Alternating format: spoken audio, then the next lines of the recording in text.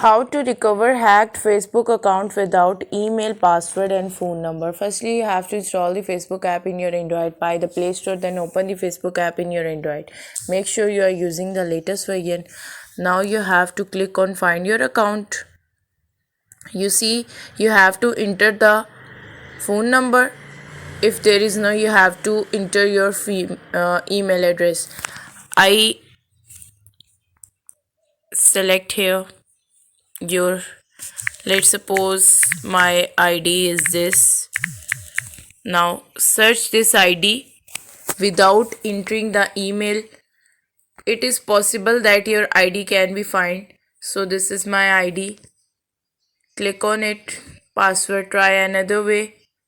The hacker can change the detail.